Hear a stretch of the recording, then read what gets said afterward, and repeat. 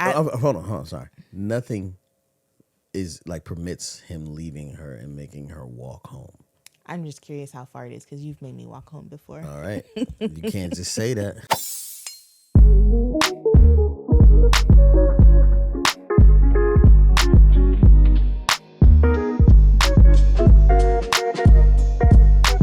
Hello, my name is Mrs. Melanin. And I'm Belief Mel. And we're here with episode 252 of How Married Are You? Okay, my name Belief. This is Yvette. We married 14 years. Live in California. We got four kids. Relationships scary is very necessary. We share our love of struggles. We ask how married are. Every Tuesday and Thursday, shawty. If you're listening, you're in the wedding party. It's okay if you want to put your hands up. You got the questions. We got the answers. Chocolate baby story time. Chocolate baby story time. It's chocolate. Baby story Chocolate. time. 1, 2, 3, and It's chocolate baby story time. so yesterday, man,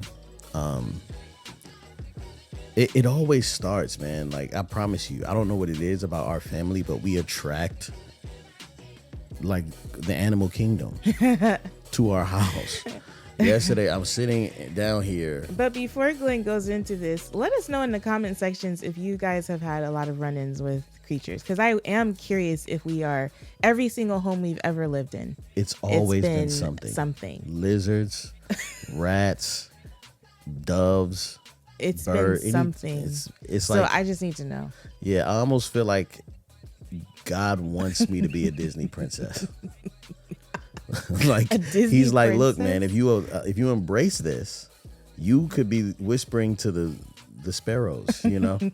But anyway, yesterday, man, I'm sitting here and I'm like, I just hear the kids scream, and I always kind of wait because you never really know what the scream means until the after. So you got to listen to the type of scream and all that. It's like when you have a baby and you can identify the cries. I heard this yelp, and then I was like, okay, it stopped. And I was like, okay, that could be dangerous. But then I heard talking. So I was like, all right, they're fine. And then Anaya goes, Dad, Ryan needs you. And it's always something. When Anaya says she needs you or somebody needs you, it's a big deal. So I walk into the room and Ryan's at the front door. He's like, there's a bird stuck on a sticky trap. It's breathing and it's trying to fly away. And I was like, oh my gosh, man. And so like, there's like, I always want to like walk away. Like, I don't want to deal with it. Like, I'd rather just, not deal with it. But then I realized I'm teaching the kids how to deal with these things as well. And so I guess one of the hard parts is I just am like, okay, cool. And I just, what did I do? I just. You went straight into action. I started solving the problem. Yeah, you started solving the problem. You are our hero. Sorry. What is happening out here? I don't know what I was doing there. I was trying to. Yeah, like I just was like, all right, here we go. So I went into the garage and we have scorpions that come in this house. They haven't been in the house, but Yeah. they've been caught on traps. Yeah, so when we first pulled up to the house, it was like scorpions on the sticky trap. And I'm like, well, these are staying for sure. Because scorpions, I don't even know how to deal with a scorpion. Yeah. I don't know how to pick it up. We should probably do some research before it happens. Yeah. So I guess a bird was trying to get a bug off of the sticky trap and like got its face stuck and its wing stuck and its leg stuck. And it just was like trying to fly away with one wing. And so I set up the camera because Theo is terrified of birds. He's like his biggest fear. When we go to the beach, he's always like looking around like he looked crazy. He knows where the birds are. And I filmed the whole thing. But yeah, it was pretty wild, man. Like I had to save the bird. And everybody's antics are funny because Anaya was like, I want to help. And then immediately burst into tears. And I'm like, girl, I need you to stop. What are you good for?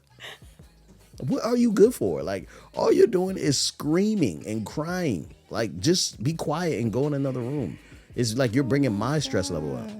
Anyway, man, we got rid of the bird and try to keep it alive, but it's going to die. There's no way that thing's going to make it. Yeah. We freed it. Yeah, we did free it from the trap. And we found out a couple of lizards that's been stuck on there for like weeks were still gosh. alive, and I freed them too.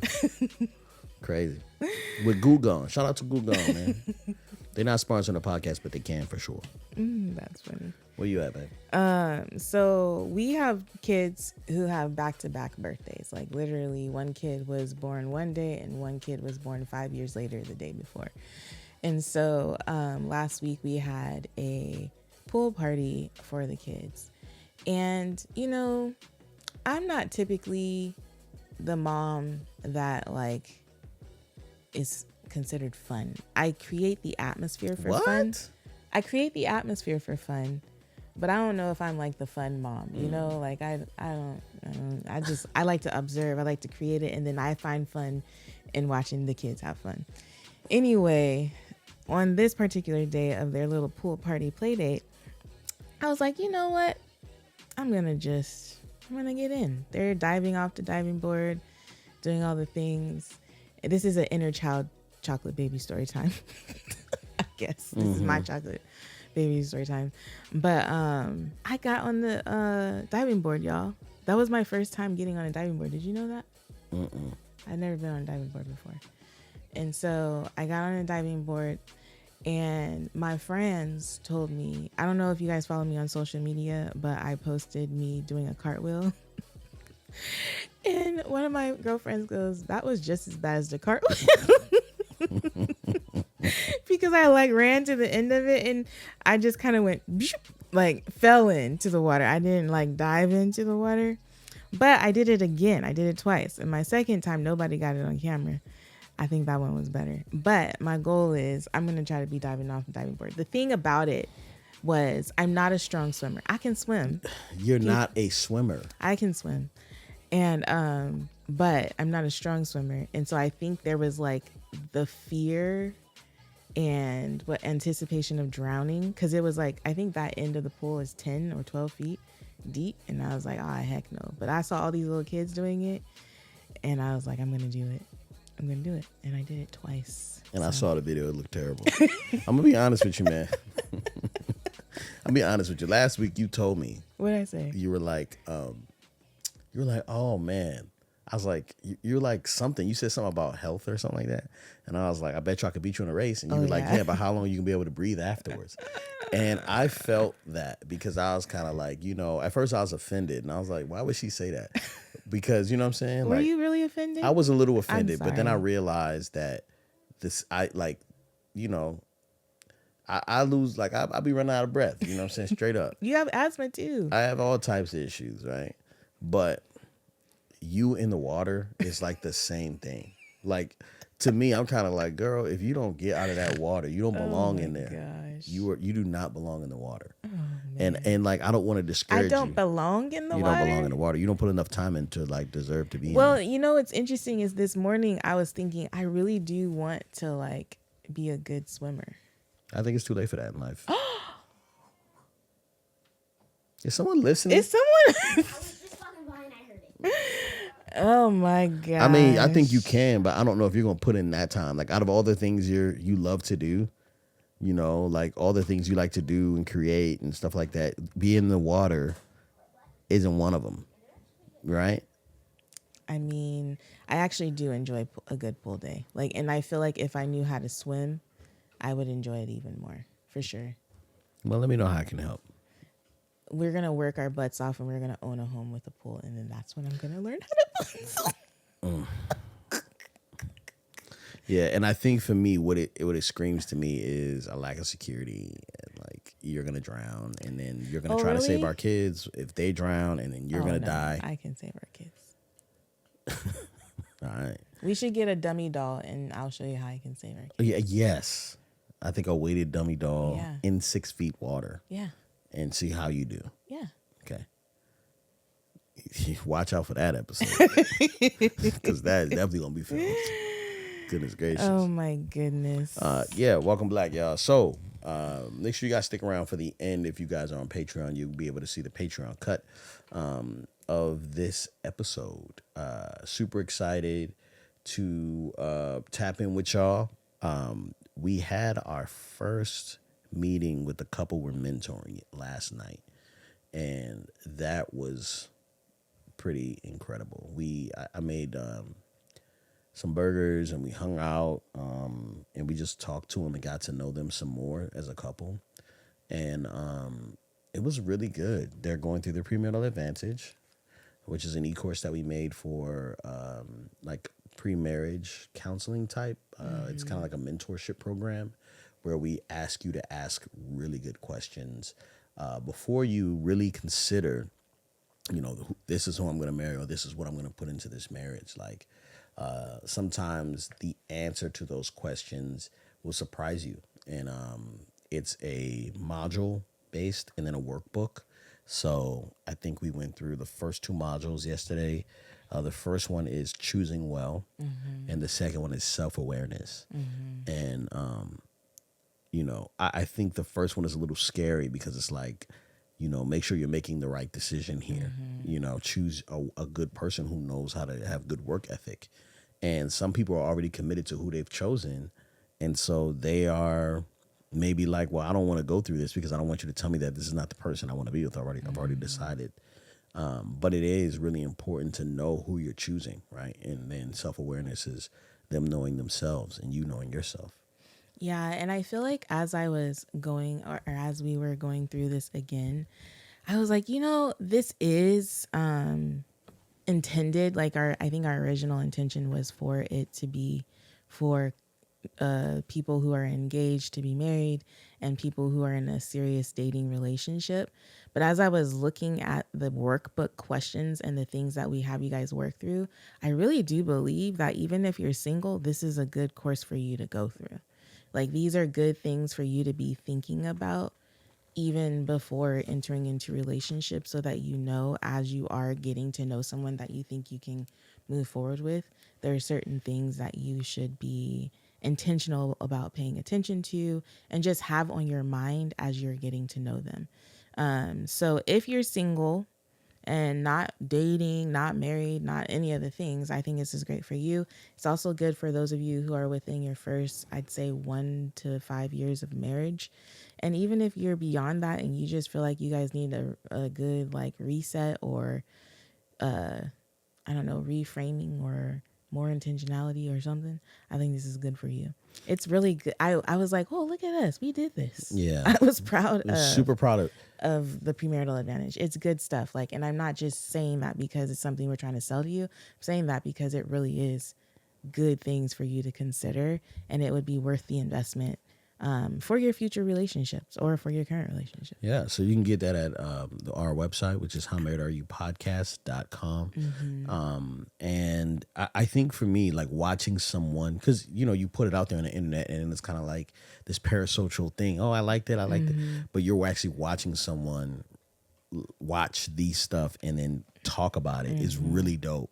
And then also work through the questions and seeing their answers. And actually, I want to talk about in our Patreon part is what's the definition of a successful marriage? And then also, I wanted to talk about that your trauma, like marriage is not a place to hide your trauma. From. Like you don't hide your trauma from your marriage. It's a place you can fall apart. You can be broken. Yeah.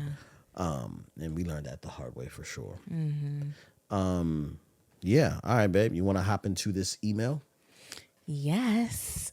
Hey, Belief in Mrs. Melanin. I've been a listener for a while, and I really appreciate how transparent you are. Your marriage is a beautiful example. I've been a fan of Belief for years, but recently I started binge watching the How Married Are You podcast and heard in an older episode that you'd like to hear more from men. Yeah. That stuck with me, so I wanted to share my story. Maybe someone out there can relate. Forgive me if this is a little lengthy, but I felt led to get it out. Yeah. And that's what we love. Let's run it. Let's go back about 2 years. There was a young lady at my church I had been interested in for a while. I finally decided to pursue her and did things the right way. Spoke with my pastor and his wife, then with her parents, then got the green light out all around. I love the order of operation. I let her know my intentions, and she was receptive.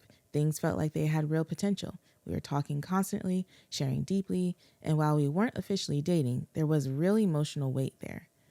But after a month, she expressed doubts. I admitted I was feeling unsure too, and we both agreed to pause and just be friends. Maybe something would resurface in the future. I like that. That's good discernment. About a year later, I started feeling strongly for her again. I also noticed her behavior shifting, more attention, more warmth. So I reached out to her, said I was open to trying again, and she responded that her feelings were strictly platonic. That stung. But I took her at her word and backed off. Friend zone. Maybe. Until ... Oh, she whiffling and waffling. Until a few months later, the same signals started again. I brought it up again, this time with more vulnerability. She asked, "What is it that you like about me?" I gave a somewhat generic answer. "I see a future with you." Not because I didn't mean it, but because I was bracing her rejection again. Ooh. I was bracing for her rejection again. Got it. Sure enough, she said her feelings were still platonic. I told myself to move on, forgave her, and tried to release it. Get out of there. Then one day, I wish he would have said how long after, because first they were dating, then a month later, they decided it wasn't, then a year later. You need a timeline. I need a timeline. But you started out strong. Then one day, Got your email trash. no, I didn't. No, it's actually really well written, paragraphs and everything. Okay. Then one day I got a random call from her asking if we could meet. We linked at Starbucks. Ooh, that's a good place. We linked at Starbucks too. Yeah, that's right. Well, yeah. Shout out to them gift cards. Had a good conversation, and she finally apologized. She explained her fears, how I was the first guy to ever pursue her, how people around her gave poor advice, and how she'd been battling her emotions the whole time. That apology meant a lot. We agreed to genuinely give things a real try, and for a while, it was great. We were about 4 months in, officially together. I was meeting extended family. She was about to meet mine. We were making plans, praying together, and things felt stable. Then, out of nowhere, she got distant. I checked in. She said she was going through something heavy and only knew how to deal with it alone. I respected that, gave her her space. But after a week of silence, I texted and said, "I understand you're going through something, and I'll keep giving you space, but we'll need to talk. Just leaving me in my thoughts for days isn't okay." All right, so this is when I check out of the relationship. I'm out. I'm good. Okay. The next day. Oh, I'm liking this. We're back on the timeline. The next day, she called to break up. See, now if you would have did it when I said do it, you wouldn't have got broken up with. You'd have been to break up her. Just leave you Why with more does that confidence. matter? Because you lose confidence. Oh my God. You lose confidence. You feel like you got your energy sucked out. Well, I applaud her for calling and not texting. Her words were, "I've been praying, and I think I idolize the idea of being in a relationship. I think we should go back to being friends." I was speechless. Nah, you don't get no friendship. Deep down, I buy the explanation, but I didn't argue. How do you push back against someone's word from God? Amen. I understand. Well, respect. I accepted it and tried to move on. Sometime later. Oh, God. I like this guy so much. Sometime later, a mutual friend shared the real reason. She'd found out I had a female friend who I only spoke to maybe 3 times during the entire relationship. And instead of talking to me about it, she decided to end things. She didn't want to make me choose between them. That truth honestly hurt me more than the breakup. We could have had a conversation. For real. We could have worked through it. It felt like she kept choosing to hurt me in order to protect herself. Just a few days ago, oh Lord, she texted to talk. I told her we had nothing to talk about. Yes. Yes, Lord. Thank you. She doesn't know I know the real reason she ended things, but even outside of that, I feel like I gave her more chances than most would. I still wanted to choose her, but in the end, it became a pattern of emotional whiplash. That's not love, and that's not what I want for my future. This is where the story ends. I'm doing my best to move forward, but I'm not really sure how I should feel after all of this. I'd really appreciate your thoughts. Whoa. Man. I just feel like so many things just need a conversation. They just need a little bit of communication, a little bit of honesty with yourself and with the other person. Some things, I will admit, no conversation needed. But many things, just a conversation. The emotional whiplash you experienced, I do believe was unfair. I do believe that was unfair. Well, I would say that you have all the information you need to make the right decision. And I think you did. What she essentially told you is that she does not know how to communicate certain things. And she told you that by communicating how it feels to be in a relationship with her when she can't, sort out her, thoughts or feelings. She's having a hard time with that. And so she told you exactly how it's going to come off. And I respect that you had a boundary. For me, I wish it would have happened a little bit sooner because it seemed like, but I know some people just worth the wait.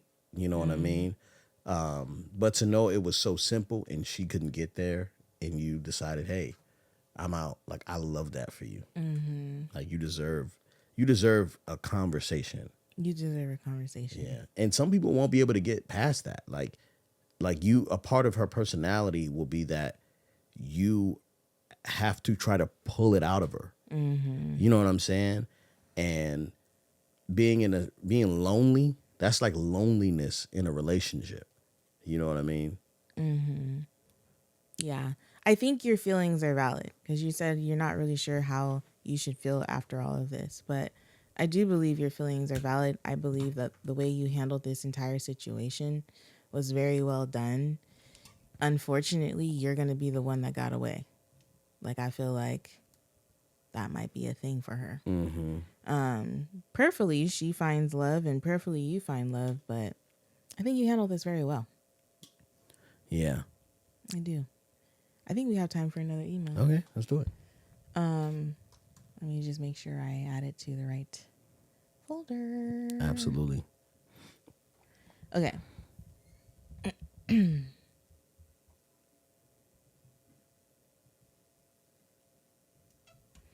All right. Man, I need to. Hello. My husband and I have been married for almost 2 years. We are both 26 years old. The initial reason why I got married to him was for our church to do missions. Too much to explain on that. What? I understand it was too much to explain, but I really would appreciate The initial reason you explanation. got married was so your church can do missions? For our church to do missions. They wanted to do missions together, I'm assuming. But maybe they couldn't go unless they were married. I don't know. Yeah. I don't like it. But during the short period of us dating, I actually started to fall in love with him. Good for you. We got married and moved in with each other shortly after. I realized slowly that this was the man of my dreams. Okay. I've been raised and taught that the man is the head of the house. He makes the decisions, a provider, etc. That's how my dad always taught me, including my uncles and mom teaching me this as well. Before we got married, this was something I already explained to my husband. This is my standard. I realized after getting married, he simply wasn't that. For the first few months, I would have to beg him to do something with me, to go out and have fun. His idea of spending time together on our day off was having sex. I do not align with this, and I expressed that to him, which made him very upset. Then, which he told me, I wasted his day off. Oof. As time continues, I'm still begging him to spend time together. It was a couple weeks before our anniversary, and we got into an argument about not spending time together. I told him that I was tired of begging and that he was putting everyone before me. I am an emotional person, and now I feel completely detached from him. He started to make efforts when I gave up, and to me, that is fake. The only thing he wants from me is sex, literally. Recently, we were having a game night with our friends, and we were making jokes. In the midst of it, I made a joke to him and our friend, and my husband didn't take it well. To the point that he made me walk home. No joke. What? Wait, what was the joke? Hold on, sorry. Nothing is like permits him leaving her and making her walk home. I'm just curious how far it is because you've made me walk home before. All right. You can't just say that. She asked to get out the car. Now if I said no, you can't get out the car, let me take you back. Officially, That's kidnapping. Okay, so I let you go, and you had to walk 5 houses, track homes, y'all. The backyards and the side yards is this big. She can walk 5 houses back to the house we were staying at. That's a fact. He did. He dropped me off on the street that the house. I was did on. not drop you off on the street. You asked to get out, exited the vehicle, and I drove off. This isn't about I didn't us. drop you off. This isn't about us. This is about them. All right. You brought it up, though. I was just saying, how far was it? How far is the walk? Are we talking like, 15 blocks? Or are we talking like, oh, she just lives up the street? That's all I was asking. Yeah, was she walking on the highway? No excuse. He shouldn't have got mad and left. If she asked to get out the car, that's different. You asked to get out, babe. Do you know that? Yeah, I do. I let you get out, and the problem is I didn't fight for you. That was the issue. Anywho, at the point I was really done with the marriage. I stopped doing my everything. I haven't grocery shopped for him, which he doesn't help me with financially. We also split all bills. We haven't had sex for about 2 months because I didn't want anything to do with him. He recently started porn frequently. I came back from seeing family, and during that trip, this is something I really don't want anymore. Am I crazy? Did I miss something? What can I do? Respectfully. What do you think? I don't.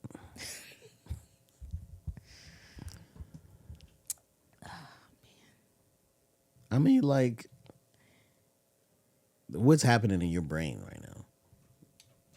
Well, for me, I'm just curious because I think, like, first of all, the reasons for which they got married was not a good look. You know what I'm saying? Yeah.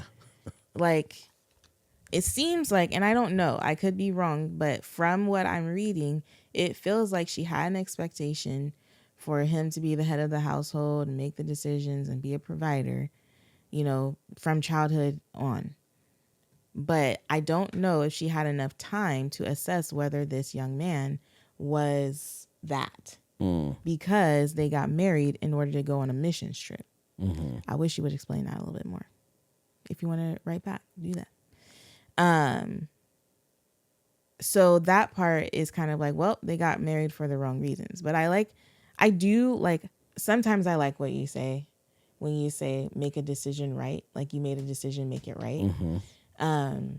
And so for me, that's where I'm leaning toward. They obviously have a lot of things to work through and grow through.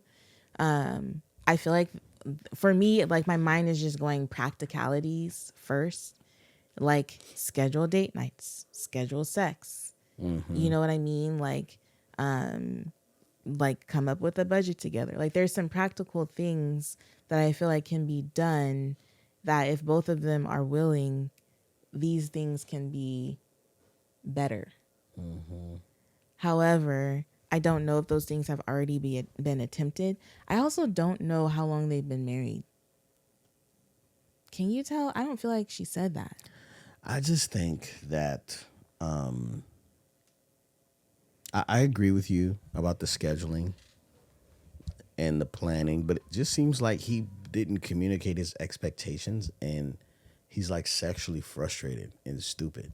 Mm-hmm. So like not having sex will like jack up your brain for some people because they expect it. Mm-hmm. You know what I'm saying? And so like not knowing how to like have that like lifestyle foreplay, you know what I'm saying? And like kind of make love without touching, you know? It will like give you this notion that you're entitled to something because it's there. And I think he has like an entitlement issue. And I also feel like he has a very frustrated, like, I don't know what's going on with this guy, but I understand that he had an expectation. I don't know how often she is okay, so it says like, hey, when I have my day off, when he has a day off, he wants us to have sex, right? Yeah. So like, but what does that mean? Is that Yeah. all day? Like how long How long is it lasting? You know what I'm saying? Is it like 4 Yeah. times, 3 times, twice? Like, is it just once? He just needs to get the rocks off. Like, what's happening? Yeah. Like, or are you trying? Is he trying to have a whole like, live throughout a fantasy type joint? You know what I mean? So I'm like, what is going on with this guy? I don't think. I think if he has a day off, I think it's okay to have sex on your day off. Yeah. I think that's fine. Yeah. That could be a part of the routine, and after that, y'all go out. It just seems like that. Yeah. It seems like A very easy thing, but obviously we're missing something about him. You know what I mean? missing something about him. Okay, yeah, he Like- seems like a weirdo. Jeez. We're missing something. I think we're missing something because I think we need more information about why he doesn't want to go out on dates. Maybe he can't afford them. If you guys are just splitting bills But dates don't gotta be expensive. they really don't actually. There's a lot of free things you can do out here in these streets. I think it's interesting how they got married. There's something going on there. Yeah. There's something going on there. I don't feel like you're crazy, to answer your question. I don't feel like you're crazy. I don't think this is something to divorce about. Like, I understand being done. I think there's some things you guys can do. It sounds like you might be plugged into a church, or your church. You said our church. So it seems like you're plugged into a church. I don't know if this is a church to get counseling from, though, because they make them get married to go on a mission trip. Maybe that's the first step. Sorry. Am I allowed to say that? That seems a little judging. I'm not trying to be judgmental, but I do think that it is worth finding some godly mentorship and counseling for your marriage. I am a little questioning of the church leadership that you're under just because they made you get married to do a mission trip. I don't know if that was a prerequisite and then you guys were like, we really want to go on this mission trip and then got married. I don't know. I need more information there. But I think that a mediator, somebody who can help you guys communicate with each other, I think is really important. Yeah, I think this guy seems very sensitive, right? And as I'm a sensitive person as well, you know what I'm saying? So if someone says a joke to me, if Yvette disrespected me in front of people, right, which has happened before, I kind of shut down, I get quiet, I try to make it through, and then we have a conversation immediately as soon as we're alone. And I'm like, hey, I really didn't like how that made me feel. I don't appreciate you saying that, especially in front of people. You know what I'm saying? And then Yvette would probably say what? I'm sorry. Yeah. That won't happen again. Yeah. Yeah. Yvette is usually caught off guard. I didn't know that Yeah. offended you. You know what I'm saying? I'm sorry. How does it? Tell me what I said exactly. And so that is a point because respect, you have to figure out what the definition of respect is for him, and he has to be able to communicate that. But he seems very childish since he's willing to allow you. Wait a minute. She walked home? She walked home. How did she walk home from a friend's house?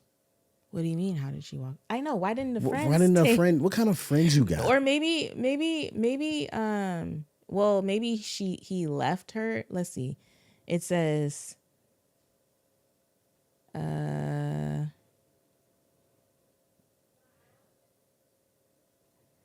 To the point that he made me walk home. Let's say this, man.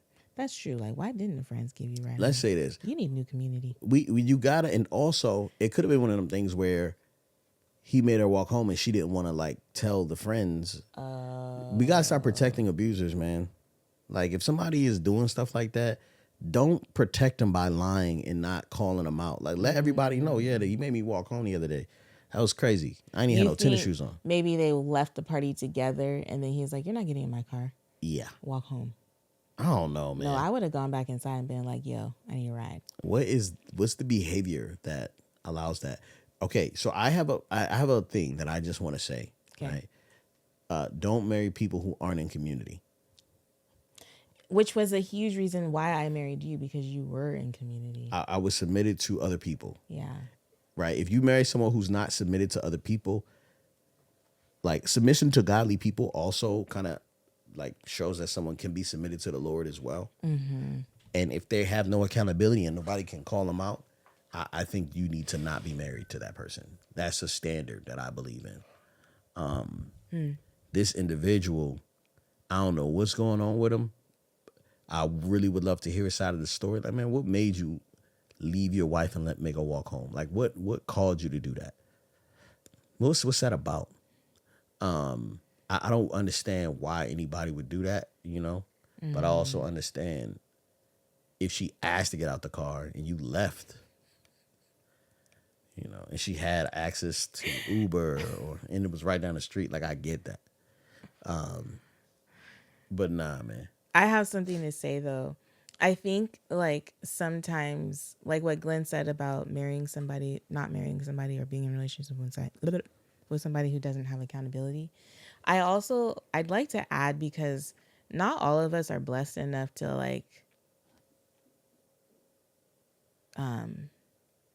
find that for ourselves, you know?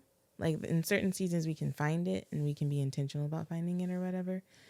But I think even the willingness to, and like understanding the value of, is important as well. So even if they don't have it right now, if they're willing to find it, seek it out, and they understand the value of it, I think that is something worth holding on to as well. Just because I feel like I don't know if I had that when I married you or when we were getting married. I mean, I guess I had people, but I don't know if I had it. I don't know. I think But this is going to be mean. oh, But I think that like accountability for women. is not as much as a thing sometimes. It's really hard to find women in accountability. I don't see it often. Yeah. In friendships, in motherhood, like I agree. I see you guys, and this is just me. I agree. And I don't want no smoke. The How Married Are You? Oh, actually, I want smoke. The How Married Are You podcast doesn't want smoke with this statement. Give Glenn smoke. Yeah, give me the smoke. But I think that, you know, women are a safe space for women. Most of the time, I don't know a lot of women who are like accountable to other women. That's just me, what I've seen with my eyes. Now, I think we can say the same thing for men, but I would say in my community of men, we are a bunch of accountable type of dudes who are always getting on each other's nerves and being like, why are you doing that? That's stupid. Knock it off. What are you going to do? What's the plan? Right? And I think Yvette just got accountability. The kind he approves of. Okay, you can't just say that. What was the accountability before your current accountability? I feel like in certain seasons I had two people. All right. What did they hold you? What did they call you to do? What did they bring out of you? What did they hold I'm talking about. Okay, yeah, absolutely. Sorry. I thought you were Goodness talking about gracious. some other people. You're right. And the other people challenge me in their own ways. My goodness. This man. And see, the thing too is Glenn has high standards for accountability. Yeah. Yeah. Like It what? sounded silly when I said it out loud, but It's either You you're should have accountable or had you're high not. standard- yeah, It's either yeah, accountable or yeah, you're not. Yeah. And I do believe we as women, like sometimes we can have a bunch of yes women around us. You know what I mean? We sometimes surround ourselves with people who are going to co-sign our BS and be like, or just hold space. or just hold space and, you know, whatever. But, and, you know, I've even been convicted recently myself of speaking up when holding space. Like not just holding space, but also challenging and pushing back. And I feel like I've done that over the years, but I definitely feel like I could do it better. Yeah. I also think, what's different about your current accountability is that I'll tell on you. I'll 100% be like, yeah, talk to such and such about that. That sounds like a great idea. You know what I'm saying? But the other accountability, it was like I was tapped in with the husbands. And so I would talk to them about how to deal with you instead of calling the wife and be like, yo, I need you to talk to this person. I can't get through to her. You know? Yeah, man. But let me know what y'all think. Do you guys think that women have accountability a lot? Am I tripping?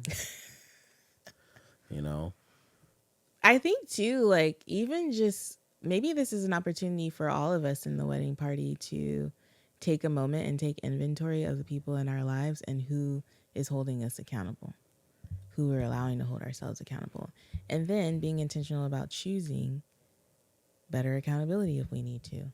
Or even just being forward with the person, be like, hey, I need you to hold me accountable to XYZ or whatever the case may be. I feel like a lot more explicitness these days is warranted. And I think that as you come up in life and you become more successful, accountability looks different because some people don't feel like they can say anything to you because you're successful.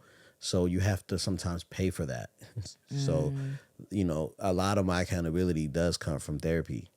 You know what I'm saying? Where this guy's like, man, that's not what you say you was going to do. What is your plan? How are you going to get back? Why are you doing this? Why are you allowing yourself to be treated this way?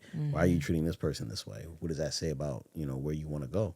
Would you know what I mean? Like, there's so many different things there. And I'm always questioning, like, okay, not so much like, is this the right decision to make? But like, what is my intention behind this? Like, could I work harder? Do I need to rest? What am I gonna be proud of myself for tomorrow? Like, that's the type of stuff I be thinking,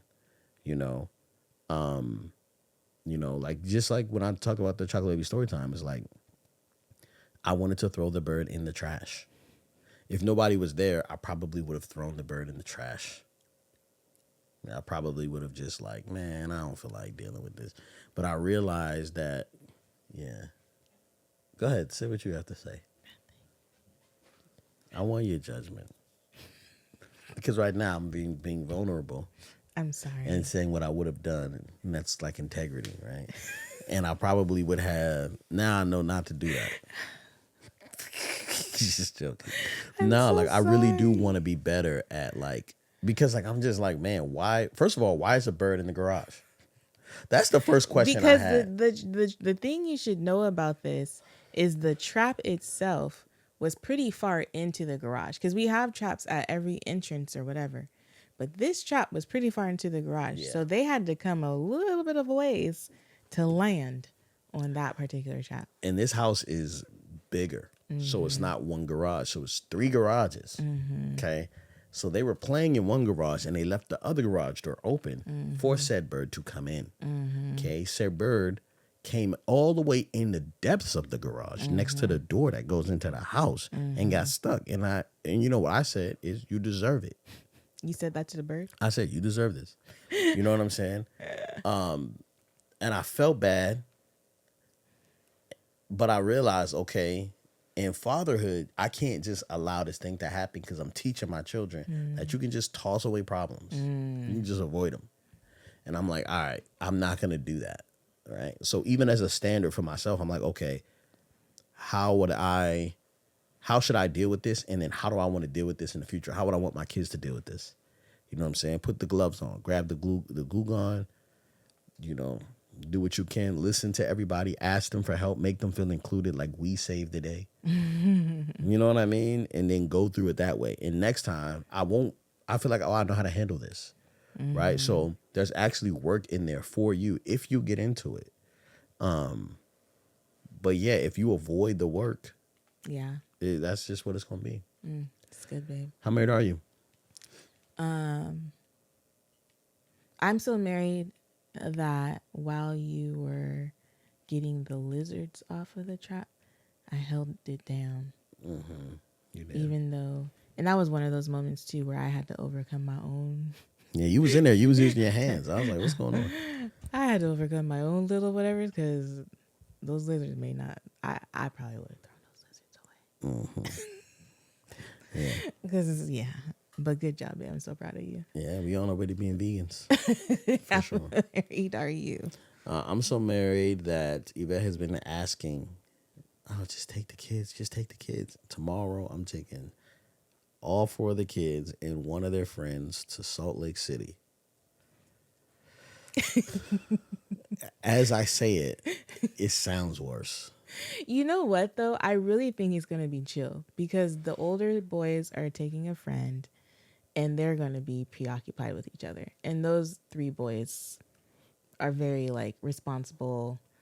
They listen, all the things. I think your main concerns will be keeping Anaya and Uzi entertained. But fed. I appreciate you for that. Like, yeah, you best getting some time away. Now, I haven't taken any time, so I need to figure that out. So I've been asking them, y'all. I know. And that's just how married we are.